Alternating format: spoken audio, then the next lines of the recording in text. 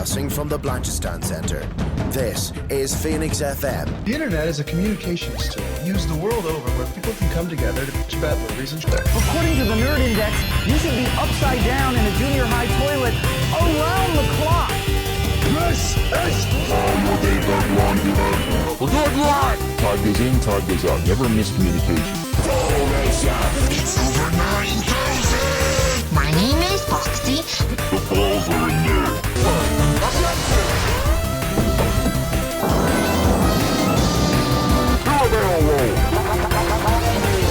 Don't face me, bro. It's a trap. I'm a firing believer.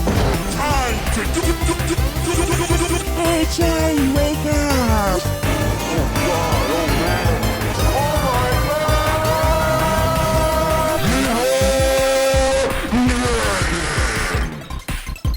Hello, and welcome to this week's edition of the Nerd to Know Basis Show, airing on Phoenix 92.5 FM and all those other wonderful places on the internet, such as Spotify, YouTube, SoundCloud, and our own website. I am Cian, and with me on this ghoulish entry is Kev. Kev, how are you doing? It's Spooky Kev, notably distinct from regular Kev. This one wears eyeshadow. Yes, but you're gonna have to use your imagination, like work yourselves. So welcome to, we are recording this a week before Halloween, but as we were kind of just preparing the show, the weird thing about this Halloween, and possibly Halloween in general, is there isn't really any major, like, horror releases, at least not in this week. We've had a few scattered from this year, from the really good ones, like, you know, The Conjuring and 28 Days Later and Weapons, to The War of the Worlds. Which I'm sitting because War of the Worlds, one of my favorite, like, books and concepts. And I was wondering, like, the horrifying reality of Ice Cube sitting at a desk and endless Amazon advertisements. Yes, it's also come out. Apparently, he wasn't directed. They just sort of left him with a camera. I couldn't believe that. But I was gonna, before we get into our sort of our own spooky kind of things, I was wondering, why do you think that, like, there isn't even like a Five Nights at Freddy's or anything major this season, like, you know, for Halloween? I don't know. And like it's not, you know, because I think as you mentioned, it's not like there's a lack of good horror movies out. It's just normally there will at least be a couple that come out at about this time of year. But a lot of them really got front loaded to like the early summer, and like some of the better ones by the critical reception. Like the three I can think of off the bat are Weapons, 28 Years Later, and Sinners. All got rave reviews. Sinners, particular, the one I watched, great. But like movies that would be absolutely perfect for this time of year got launched way earlier. So I don't think it's that there's a lack of them, but there just seems to be more of an emphasis, I think, to try and get them out earlier in the year for whatever box office reason, probably. But well, you kind of hit it nail on the head there. I was about to go into, which is that, like, we aren't experts on like cinema from, like, you know, a commercial standpoint or anything like that. We just see the things. But one thing that's fairly common knowledge is that for whatever reason, horror movies always tend to draw like crowds in cinemas. Like, you know, they always have. And it used to be a thing that like horror movies were cheaper to make. So it was just easier to get a return as opposed to, like, you know, a Marvel thing or something like that. So now, as you kind of alluded to, we sort of have horror all year round, but now as a result, there isn't anything spooky for October, you know, at least not in cinemas, like. Yeah, I don't quite know what the reasoning or what the solution is outside of just kind of somebody in charge of one of the studios just making the decision to hold off on one of their big horror movies. Yeah, because No, I just- Mayhem 2 came out this year. That would have been an easy like Halloween sell, like, you know? Yeah, no, it's just kind of an odd curiosity. But I mean, given that, obviously there is an absolute deluge of horror movies that we've had for the year. So if you haven't been watching anything, you've got plenty to go from now. Well, that's true. That's true. But I was just surprised kind of brainstorming up topics, and we do have topics ready to go that are spooky adjacent. It just sort of seemed oddly puzzling to me. I mean, like, even Marvel dropped Marvel Zombies a couple of weeks ago, and not like that would have been easy to drop it like this week, you know, especially since the Fantastic Four is gonna drop like, you know, on Disney Plus in a week or two, like, you know. Yeah, the one company I think I've seen like actually acknowledge Halloween in like a release way has been Nintendo adding Luigi's Mansion to their GameCube online service. Oh, cool. I think, like, considering that's one of the big GameCube games, they were definitely holding it off until to release it on Halloween. Yeah. Oh, it's just a shame because, like, I mean, I can't make it to the cinema very often, but like, I mean, we were talking a bit about this off the air. Like, there isn't really that many like new like Halloween monsters. Like, I mean, there's kind of Megan and there's Black Phone Guy and there's like, you know, I suppose like even Wednesday came out weeks ago. That would have been an easy thing to drop at Halloween. Like, there's spooky adjacent stuff, but there's like not like a big horror thing that everyone's scrambling to see, like, you know. Yeah, again, it's not that it's not been popular. Sinners was like was a smash hit. So like the market is there. It's just kind of I think it's just an odd sort of unique year. Yeah. and let's like that's because I think that's the other thing is like I've just noticed there has been a lacking of the sense of Halloweeniness this year. That might be my own personal thing. I've been very busy, so I might not have been looking for it. So please, if you have been feeling the season, let us know. But I've been feeling a distinct lack of Halloween this year. I get you. I mean, I'm in like a sort of a residential housing area. So, I mean, we've got like pumpkins and stuff up to the nines, but even the Halloween parties are K-pop Demon Hunter centric, like, you know. As they should be. As everything should be K-pop Demon Hunter centric. And it will be.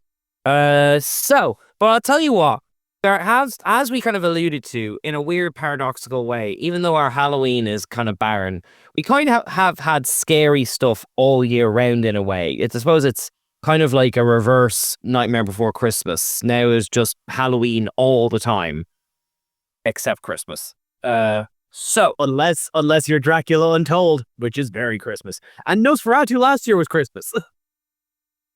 Oh yeah, God, what a weird time to be alive. The Halloween is Christmas. Henry Selick called it. All right, well, there was something we started talking about a few weeks ago and never picked up for whatever reason, which is we're going to talk about something that's horror adjacent. So we'll start by talking about Alien Earth. Which has stopped talking about it because it wasn't finished at the time. I think we still had a couple of episodes left in the can. We only had 2 or 3 episodes in, but we never completed the full thing. And I do think it's worth talking about once you've kind of at least done the most of it or done it beginning to end, because like it is. I mean, it's a weird one because there has been accusations that streaming things just take long movies and chop them into bits. And while I wouldn't levy that accusation at this, it very much is a narrative story where every episode is a chapter adding up to the whole completed thing. But since the whole thing's finished now, what have been your thoughts on like Alien Earth so far? I personally found it a mixed bag. I think it started really strong because, you know, for kind of set dressing of it, this is a prequel to Ridley Scott's original. This is before it. And, you know, kind of paradoxically, in the way Ridley Scott's kind of been messing with the canon in many of the prequels, has decided to bring like the xenomorphs and that to Earth. But it's interesting to kind of see Earth in the lens of this universe, because like we've obviously been dealing with a lot with kind of Weyland-Yutani and kind of on the galactic scale, but they've built a really interesting kind of sense of Earth being this like corporate meritocracy where it's not like there's simply no governments anymore, and it is just different portions of the Earth are owned by various major corporations. One of them, Weyland-Yutani, and given the like the plots on Alien, like Covenant and Prometheus, Weyland-Yutani know about the aliens and want to be Weyland-Yutani about it. Yes. And take them back for bioweapons, only for it to crash in the middle of the city and one of the other major corporations, Prodigy, to basically take their terrifying alien monsters. But yes, you've summed it up very, very well. I'm not going to bury the lead on this. While I see where you're coming from, to me, this is one of my favorite new things of this year. I was skeptical at first, but I love the bones of this thing. I think it's fantastic. I mean, I'm a fan of Noah Hawley anyway, like, you know, from like Fargo and like Legion and all that kind of stuff. But like, I just thought this was like really well balanced, good sci-fi storytelling. I loved everything with the Lost Boys characters and how they were kind of people evolving into humans and kind of, but they also were human, that whole kind of like thing there. I loved how we had like the Weyland-Yutani outsider manipulating them so he can get one of the eggs out. I love crazy, vaguely Timothy Chalamet-ish CEO who's completely insane. Okay, is this thing? I think it's a bit of a mixed bag because there's aspects of all of them that I like, but I think there's aspects of it. I like the idea of, because the whole thing of Prodigy is that he is like a 20-something-year-old who became the head of a corporation the size of Weyland-Yutani. So like, he's kind of a wonderkind. The thing I can't stand about him as a character is he gives me the definitive, like, he's the definitive example of a character who's written to be smart, but I don't think the writers are smart enough to convey that. So he just talks about how smart he is. And I just kind of found that grating. I can see that. Yeah, that's fair. To me, like, I just thought that kind of strengthened the theme though, because like, we kind of are living in a world where we're kind of like now sort of the CEOs of companies who once strived to be invisible are now sort of like platforming themselves. You're like Elon Musk's and such as like world leaders in their own way. And considering the Alien universe is explicitly owned by, I think, was it like 7 companies? Like, I think, yeah. I like that actually we had the nice contrast of like the Weyland-Yutani kind of CEO going head to head with this complete nutcase. I felt like it's sort of like represented like kind of how the culture is right now as well as kind of where it's going. Like, no, I can see what they're doing with the sort of commentary of it, but just kind of as like an act, I thought it was a bit grating. But again, there's things that I do really, really like about it. The entire like subterfuge of that Weyland-Yutani agent you mentioned trying to get in and get the Inamor back. That's great. And especially like my favorite episode of the season, I think pretty clearly is the flashback to their ship, which basically is a condensed Alien movie of its own. yes, that was Kind of like, it's almost like a what if of Ridley Scott's Alien.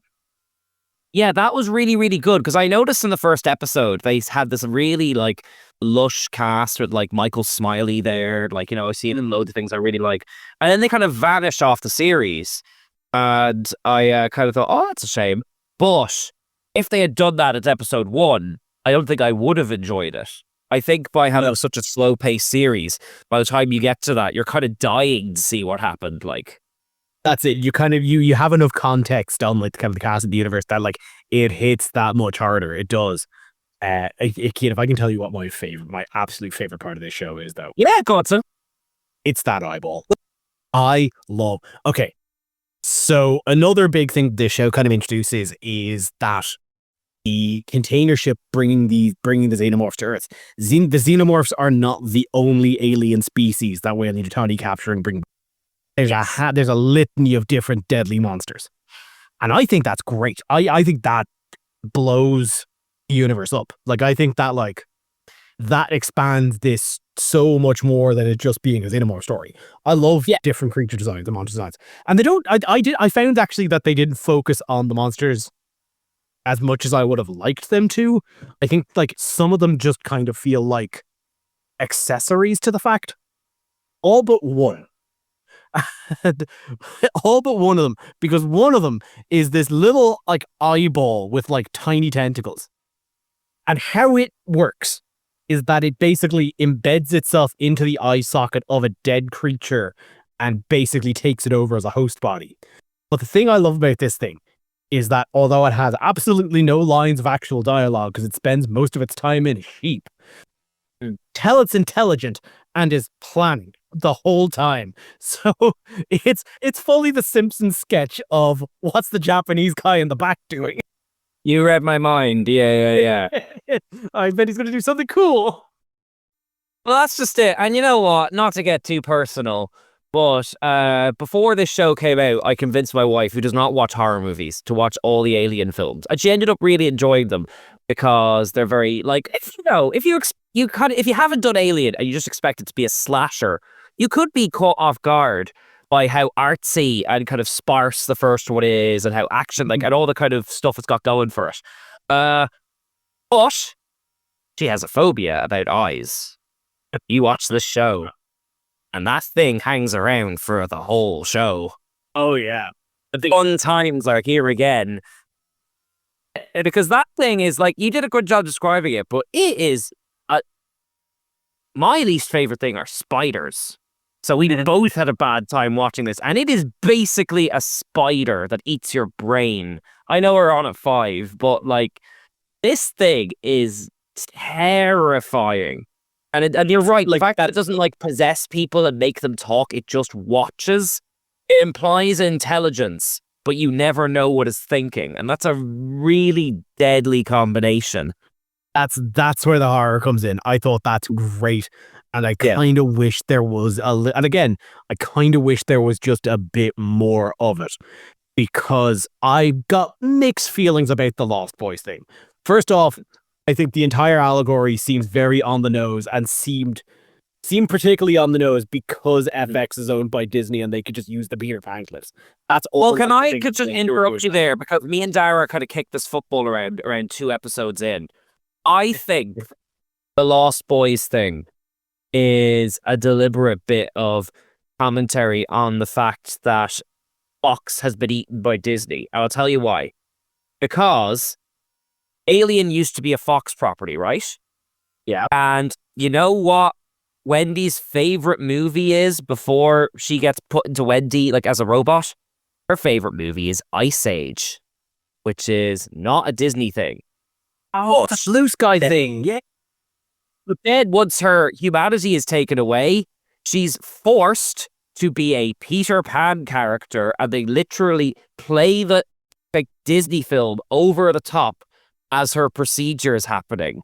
So, in the context of this, Prodigy is forcing Ice Age and Alien to be a different corporate entity. And literally they're stealing it from Weyland Yutani. I think that is a subtle enough but very deliberate dig at the real corporate infighting that is happening in this fictional corporate story. Okay.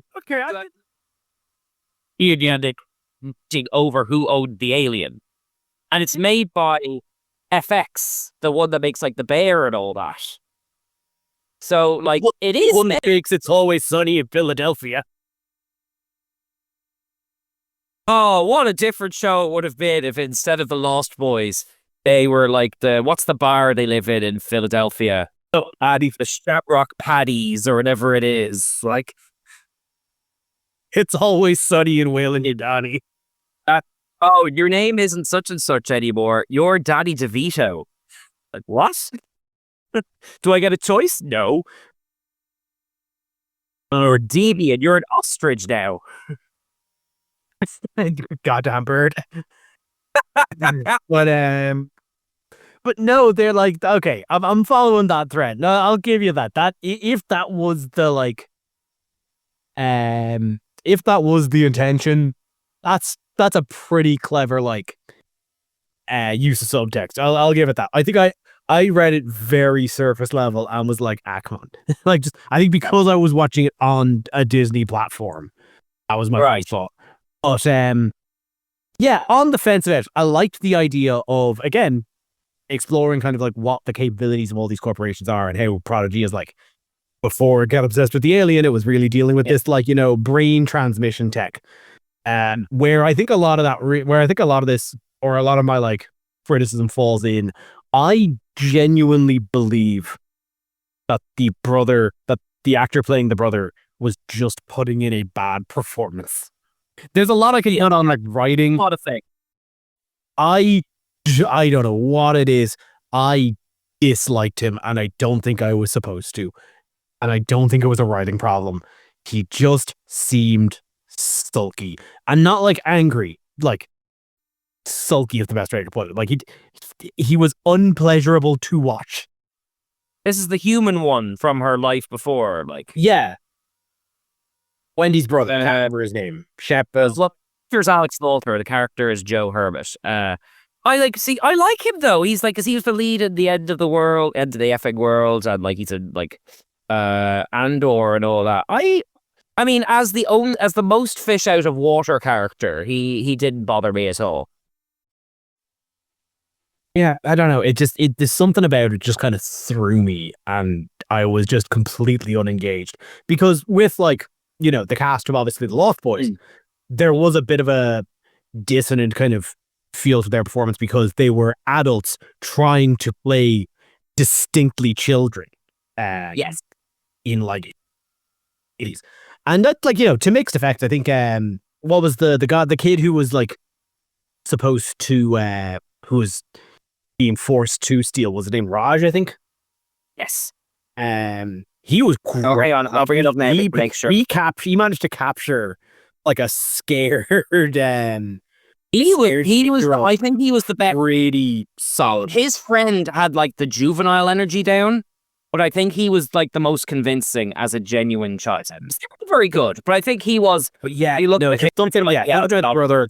There, like, a couple of different performances didn't engage me nearly as much as the others.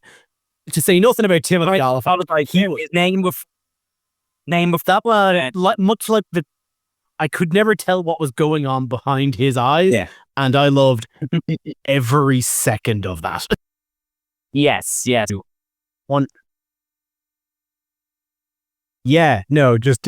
Oliphant. I could, again, much like the sheep, I couldn't like read what was going on behind his eyes the entire time, and he was just so engaging to watch. Yeah, I would say him and Adrian Edmondson as like the Oi Cavalier is apparently the CEO's name. I do not remember them ever calling him that. But just the minder to the crazy like CEO. Like, like it just, again, you watch him and you're sort of like, what are you thinking? And you know what? In like the last episode, it's revealed that he's a synthetic person too. And I was like, okay, that makes sense. But I don't think the story necessarily needed that, although it does make sense. Yeah, him of infinite patience, while his crazy sonnish figure makes all the wrong decisions. And I was like, well, why are you I know he's your boss, but why are you letting him away with this? Okay, he's an android. Okay, now it makes sense. He's programmed. Okay. Yeah. Which is hilarious as well, because Adrian Edmondson is on our house from the show Bottom. So, like, I know he's had a long and storied career, and he's in the Star Wars movies and all that. But to go from him, like, trapping Rick Mail in a fridge and hitting him with a frying pan to this, quite a little journey, you know? That called range. Well, since we're talking about performances, like let's give a quick shout out to poor Sydney Chandler, who's like the Wendy, the main kind of AI. Like, really, the whole. Well, first of all, I don't know why the Alien franchise has this obsession with Audrey tattooish looking people with the bob haircuts. But, like, she really kind of ends up having to carry the whole show, even though it's a multi-stranded thing, because she has to do that really difficult thing of, like, the data thing of communicating what's emotionally going on while not being allowed to have emotions, you know? Yeah, and I think it's a hard job to pull, and I think she mostly pulls it off. But yeah, it's a tricky one to do, and I think there's a couple of times where where she kind of swings the pendulum too far in one direction or the other, of being not emotional enough for the scene or too emotional for the scene. Again, it's hard. For the most overall, I'd say she pulls it off well. Yeah, I think her and the actor who plays her really do the kid thing best. Even though they're all very good. I'm still looking up the names as we go, because it's very hard to, like, look up their names because they're all called Curly and Mo and all that kind of stuff. But I liked I think it might have been Nibs. It was like the one who like ended up having to lose her memory. Like, you know, it felt like there was no like kids who didn't get like some sort of meaningful arc. Which, in fact, you know, all these characters got like a meaningful arc. Even I think you may have mentioned him earlier, like the sort of synthetic guy with the like arm attachment. We find out his backstory and it's tragic, and he's just a menacing force for the first half of the season. Like, you know, so like, I don't know. I know you've got mixed feelings on it, but to me, I love how dense this is and intricate. And I didn't mind the monsters taking like as much of a front take, because when you've got like 8-9 hours to spend, like you really have to kind of dole out the scares in a huge variety of ways, and like not to kind of like overdo it too soon. Like I think they did it really well by having the alien rampaging in the tower block in the first 2 episodes, and then to pretty much dial it back until the sheet turns up. For me, I was waiting for that bloody plant to do something for the whole show. They set that up in like episode 2, hanging from the roof. And I know you like your eye thing, but I was watching that going, what is that? As the entire time poking it with his stick, do something. Yeah.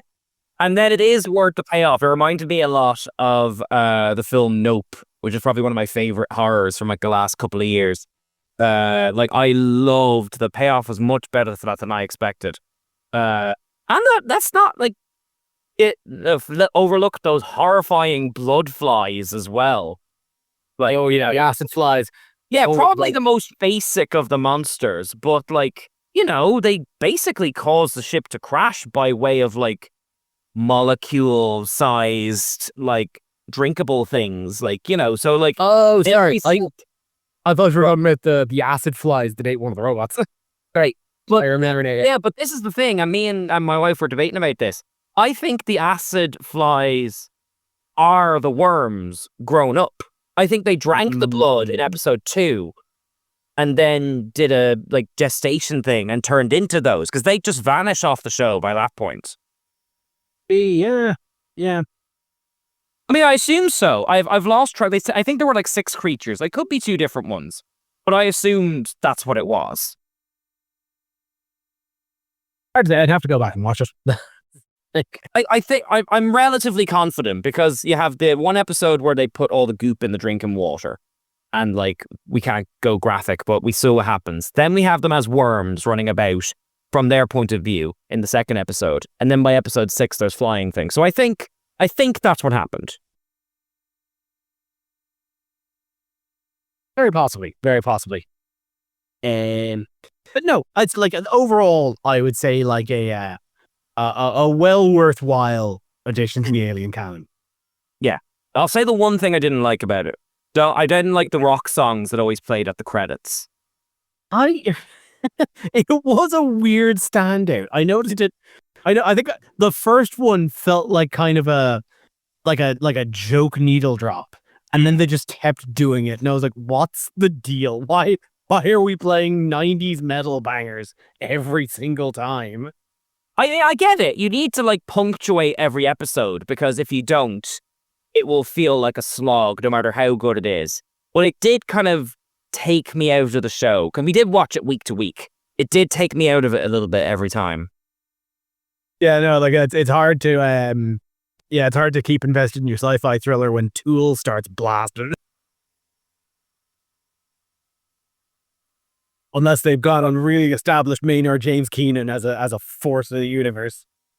Like imagine like a Limp Bizkit song came on, like right after some monster did a horrible, like monstrous killing, and then like break stuff came on or something like. That's how it feels. It actually reminds me What you're describing is a horror movie I would make.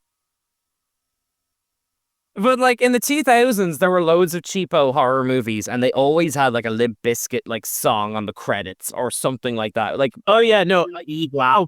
But it's like not because they were in the Resident Evil movie. Yeah, it's great. oh god, excellent! Like absolutely, like System of a Down would release a song called Chest Burster for this or something like that. Oh, all right. But I'll tell you what. We've kind of like explored that fairly thoroughly. I believe you have another spooky adjacent TV show to talk about. Yeah, one that it's been on my radar for so long, but has been one of these shows that we in Ireland couldn't watch. Okay. It's the recent adaptation of Anne Rice's Interview with a Vampire as a television show. It was released, I believe, on HBO Max about a year or two ago, and because HBO Max is not available here, there was just no available way for me to watch it legally. Until unceremoniously a week ago, Netflix dropped both seasons. All of a sudden, in a very Netflix fan. So me and my wife were just like scrambling. We were like, oh, this is all we're doing now. So it's released 2 seasons, and I think it might be one of my favorite programs on television right now. Okay. So just for kind of a bit of background, have you watched the old Brad Pitt, Tom Cruise Interview with a Vampire? Yes, I've seen that. So it's basically a readaptation of that. So if you don't know, listener, if you don't know, the basic premise is that it is a world in which vampires are real. One of the vampires, Louis Dupont du Lac, basically exhibits like vampire ennui and wants to regale his life story as a vampire to a hapless reporter. Right. And in the original movie, it was Brad Pitt and Tom Cruise and I forget her name, and I want to say Kristen Dunst.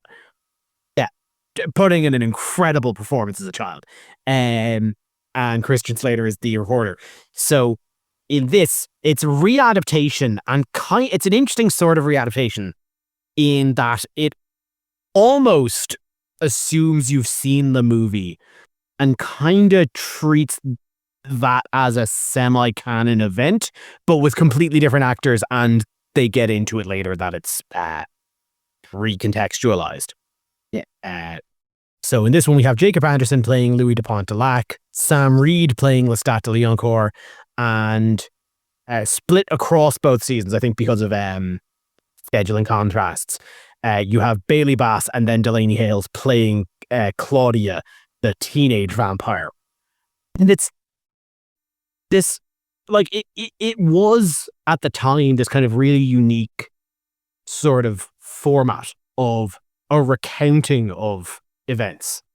Well, I mean, I want to cross you there because like I've read Dracula a few times, and like that is how the original vampire story is told. So it's told through journal entries being posted to and from characters. So like, okay, if we believe that Dracula is the first vampire, then like, and I mean in our world sense, then yeah, I suppose that has always been kind of like associated with it. So it's both for Anne Rice and for this show, it is kind of a clever way of honoring that. Yeah, no, you've got the nail on the head there. But the one big major change up that this does as compared to the movie is that both Louis and Claudia in this show are black. The inciting events of Louis becoming a vampire takes place in roughly 1890s New Orleans, and Louis is a well-to-do black business owner. In the book, I believe he was a plantation owner. They've kind of scrubbed that and made him an owner of pleasure houses in this. Right. And they kind of take that conceit and run with it and run with it and use the racial politics to their advantage throughout both seasons. Okay, I did really like Jacob Anderson, who was in Game of Thrones and Doctor Who. Yeah, he's class. And he seems like a genuine class act. He's been on like the Game Grumps and all that. Really interesting person, like, you know. Oh yeah, like that's, and I I would say he is an exceptional actor, and he pulls every facet of like Louis' tortured soul apart throughout this. And I'd say he carries it, if not for Sam Reed just eating every ounce of scenery as Lestat de Lioncourt. Lestat is an absolute disaster, and I love him. He manages to like own every ounce of like that charisma that like makes him the most enchanting vampire in the room, all while just like tiptoe dancing around everyone. It's incredible. And of course, I mean, this was Tom Cruise character from the original, was it? Yeah. Which, listen, I think what you will about Tom Cruise. As far as performances, that's a standard. I can't just gonna say his favorite performance. Yeah, easily. Between that and what's it called, Vanilla Sky, that was back in his like kind of like trying phase. Yeah. We're in standard Tom Cruise does running era now. Old Tom Cruise does running, and then to kind of fill out that cast, particularly in season 1, I think is where they really kind of like, where the most of her range is got. Bailey Bass playing Claudia, who is a vampire who was turned on her deathbed at 14 by Lestat. Or in the movie, Lestat does it as a coercion technique to keep Louis around. In this, Louis asks Lestat to turn her into a vampire as kind of a manipulative tactic against Lestat. They recontextualize of like a lot of what the movie did and what the book kind of established in a lot of interesting ways. But Bailey Bass puts out an absolutely incredible performance because, as watchers of the movie, as viewers of the movie might remember, the conceit is that when she gets turned into a vampire, her 14-year-old body is the ageless body she is stuck with. And very quickly, obviously, when she gets to be about 25 years old, there is a lot of friction of having been turned at 14 and the universe still seeing her that way. This comes up in True Blood as well, I remember, with Deborah Wall's character, yeah. But no, it is, as I said, that like with those kind of like, with that kind of core trio, rounding out just this fantastic, almost stage play throughout like a century of just clashing back and forth with each other. It just, if you liked the movie, this makes for just exceptionally engaging drama. And if you also liked the movie and liked the books, this is a different take on it. Yeah, because the Claudia character, as you mentioned, is kind of aged up, isn't it? So there's kind of different takes on similar things, like. Exactly, yeah. With just a stellar cast. And what's interesting is that where Interview with the Vampire was its own self-contained movie, we have, at the very least, confirmation that we are getting another season, and that this is basically a chance now to interpret a lot like the grander universe of Anne Rice's Vampire Chronicles books. Okay, all right, you're kind of telling me on this now, but like, yes, but just to kind of put a kind of a lid on it a little bit, like, what is it about this show that keeps you coming back? I understand that it's developed what's good in the movie and all that, but what is it about this show that kind of keeps you coming back to it? Oh, the cast. Easily the cast. Like their chemistry, and also like where it was all like, I think both in the book and in the movie, like there was obviously like a distinctly emotional relationship that wasn't confirmed for one reason or another of censorship. In this one, it is satisfying to see a very explicitly romantic relationship between basically any number of the characters involved. it's just kind of gratifying to get that sort of confirmation. Okay. No, just And to again, hear it. the chemistry is off the wall. Because, like, we're in sort of a post sort of Twilight world where, like, vampire stories are like, you know, the Nosferatu that came out in January this year, or they're still sort of in the romantic sort of side of things. Like, and I would, And we're getting, I think in the next month, we're getting Dracula love story. Like, it's still a very romanticized thing. And there is a lot of that here. yeah. I mean, don't get me wrong. Like the love stories have always been a part of Dracula straight from the original novel. Like, you know, but like I was just kind of, I suppose I was going to ask is kind of who's the audience for this one, I suppose.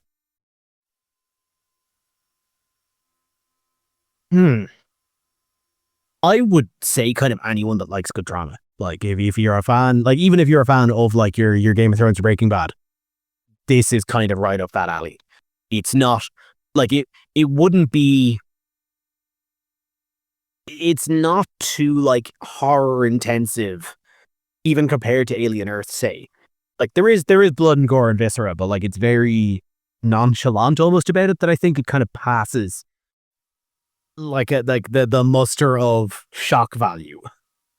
Yeah, no, because it puts me in mind of like a show from way, like 2 decades ago, like Being Human, which is about a vampire, werewolf, and a dead person living together. It's more, the vampire stuff is important, but not in the horror sort of shock sense. Like, Exactly, yeah. Like it's if What We Do in the Shadows were a very serious character drama, we'd almost be in that ballpark league. okay, all right. Well, tell you what then, can we swerve right away from all this heady drama into some absolute nonsense? Sure, 100%. Okay, now you reacted with incredulity before we started recording this. But what if I were to tell you that The Simpsons might be good again? You know what? I think I believe you. Okay. I just not react. Because I did watch, I can't remember, I believe it was on like your recommendation. I did watch a couple of latter episode seasons. The one you mentioned, I think I missed. That's the thing.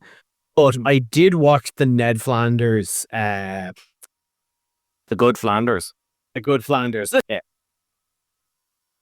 Oh, and you might have seen more than me then, because like on my like daughter's insistence, we watched the Halloween episode from a year or two ago, which featured, which is 34. I think there might be 36 seasons now, but this was season 34, which featured the 3 stories, the Boopadook, the Death Tome, as opposed to Death Note.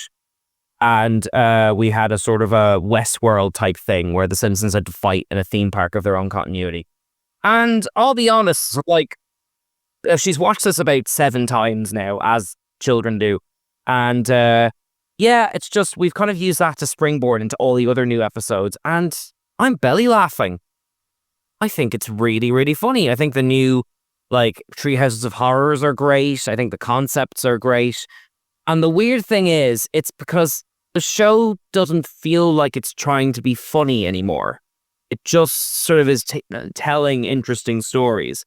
The ones we've covered most recently are, we did the aforementioned like Halloween episode, but there's a lot of kind of ink spilled about that one on the internet already. The 2 we did as kind of a sampler was we did a strange one, which was about Lisa and Nelson in the future. And it's about them meeting every 5 years and gradually falling in love despite their ever-changing circumstances.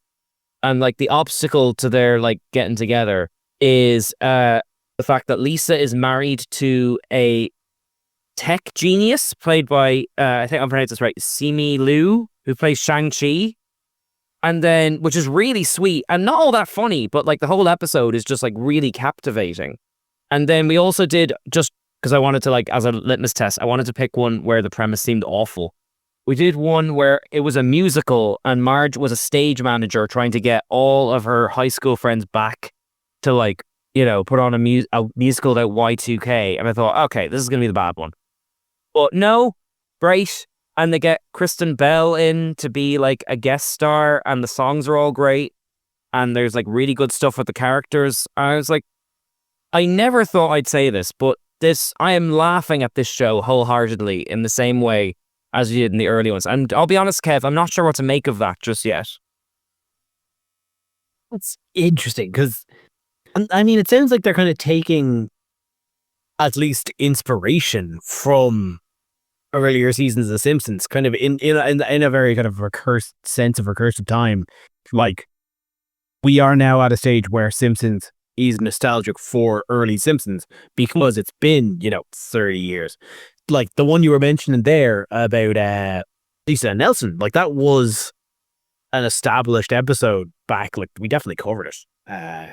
In our it's worth mentioning. He covered, I think, the first 12 or 13 seasons of The Simpsons back when lockdown was a thing, because we were all stuck in our houses and we needed something to do. We could have learned how to bake or something, but nope. No, we binged The Simpsons every week. In fairness, I had just gotten on Disney Plus, and we had just gotten Disney Plus, so there was sort of an immediacy to it.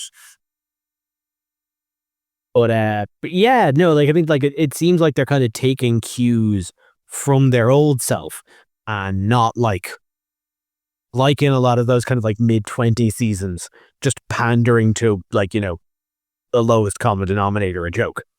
Yeah, but see, in a weird, I agree and I disagree though, because it feels like I would accuse the middle 20s of like, and my God, even with these good seasons, more than half of The Simpsons is like not necessarily bad, but undesirable, I would say.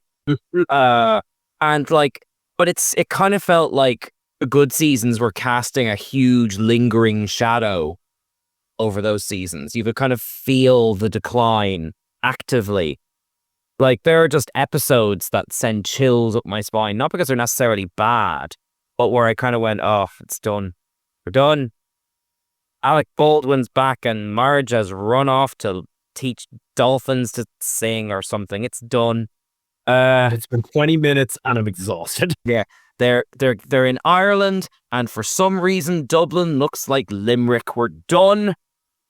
Oh, nothing against Limerick, but like, my God, the bit where the guy from Once turns up and Dublin and the buses are the wrong colour and there's trees despite it being O'Connell Street and no building, and anyway, no, sidetracked. So yeah, I was pleasantly surprised that the show is really, really good, because you would think that after the Disney merger, it would just decline even more. And I'm still not a fan of those like little shorts they released, the Star Wars ones and all that, and the Billie Eilish one. But at least they're not full episodes, I feel like they've kind of found a nice middle ground where they have to do that kind of stuff, but the show itself still feels like it's sincere once again, As much as they plaster those specials all over Disney Plus when they release, they do feel like the most disposable thing. Yes, it kind of feels like when like they have to do like a promo for like an upcoming thing or something. It doesn't feel like a sincere thing. I will say the Billie Eilish one isn't like awful, but like they just kind of leave me feeling cold, But I think in the last few minutes, I would like to hear about one more thing. Let's do a video game that is in our series of ever-growingly, vaguely Halloween-adjacent things. Vaguely Halloween-y. What is this game you want to talk about? Is there Halloween-y? Are you going to give me that? Yeah. I picked up on Steam the other day a brand new indie game. Isla of Frosty Glide, developed by Magic Rain Studios. And I can't remember exactly where I spotted this. It was definitely like in one of the indie showcases during Summer Games Fest or something like that. But it's just a very like neat little 3D platformer, or you're a witch in a snowy mountain exploring a witch's village. And there's some kind of interesting novelty about kind of exploring the mystery of like why this village is empty, where do all the witches go? You're actually going there to find your missing cat, but so what happened to the cat and all this? And like that's a kind of very the basic kind of premise of it.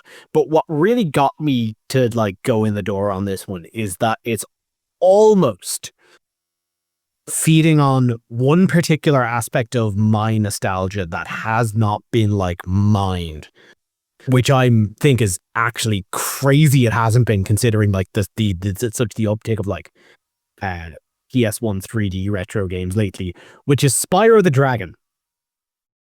Which I did not expect you to pull that out of the ether. It's like it's kind of adjacent. It's not exactly a Spyro ripoff. I'm not going to call it that, but the main I like think we're going to theme. Spyro adjacent game in our Halloween adjacent episode. I think we know what the title of this one is going to be.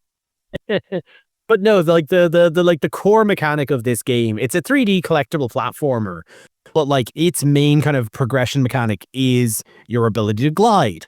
And as you kind of explore more, your ability to glide becomes more and more and longer and farther and what have you.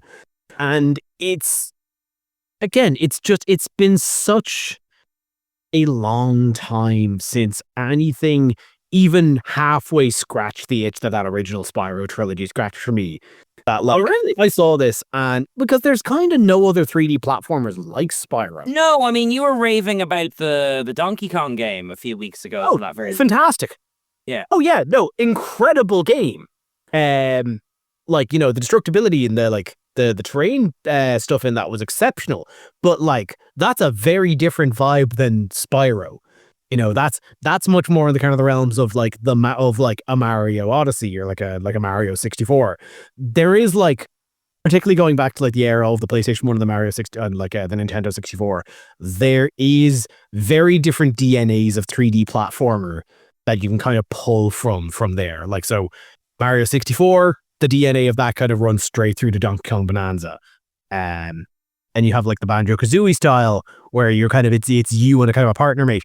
That obviously runs up to, well, Yooka-Laylee would be the most obvious one recently. And there's been, while I can't think of any off the top of my head, there have been like Crash Bandicoot style, like single lane running like 3D platformers, but just nothing's gotten that like flight aspect, that kind of glide aspect that I think made Spyro so unique. And especially, as I said, there's been such a wave of like PS1 style retro indie games now with the introduction of like the Unreal Engine 3, just kind of like the ease of availability of making 3D like retro style 3D games, that I think it's such like an untapped like mine available for creativity that while I can't say that like Isla is pulling directly on that thread, it's enough for me to have wanted to play it just to get even close to that. Well, I mean, you've kind of highlighted the difficulty and possibly the reason why you don't get as many platforms, which is that you can make a game like, you know, like an Undertale relatively easily as long as you're clever at how you construct your mechanics. But there is no way to get around the fact that in a 3D platformer, you have to have the assets to make an entire 3D world that looks good and is worth playing in. So you're only going to get that usually, or maybe up until now, from a big studio, you know? Yeah. So no, it's something I kind of hope more of. I mean, ideally, like I'd love to get a Spyro 4 in the vein of Crash 4 from a couple of years ago, but that's never going to happen the way Activision's behaving. But no, this is an extremely charming little game that I would, and it's very short. Like, this is a game that you finish in an afternoon. It's max 6 hours long. Yeah, extraordinarily charming. And I think, again, from what we were talking about at the start of the show, fits snugly in that like Halloween to Christmas. It's a little witchy game, but it's also on a snowy mountain peak. So it's kind of got that like wintry kind of cozy aspect to it. Thoroughly recommend. I believe it's currently only available on Steam. It's a PC game, but it's a very low effort PC game. So I'd say most potatoes would run it. But that's I'll leave you with that as my recommendation for the week. Really cozy experience, Isla of Frosty Glide. But I will have to leave you with that because we are out of time. If you like what we do here, you can find more of us on our YouTube channel, Nerd to Know Media, youtube.com/Nerd to Know Media. All of our back catalogue is available there for your listening pleasure. Truly hundreds of hours of podcasts, all right there. So great to go over there and subscribe. You can also find us on our website, nerdtoknowmedia.com. There you can find links to all of our social medias and all of our listings and all of our communication details. There, of course, also, if you like what we do, you can find our Patreon if you want to support us more. But until next time, I've been Kev. And I've been Spooky Cian. Ooh, and we've been haunting you the entire time. But only in an adjacent fashion. We're in the next room-ish. But we're incredibly inviting. Bye-bye. Ooh. I'm gonna move slowly off into the distance. Woo.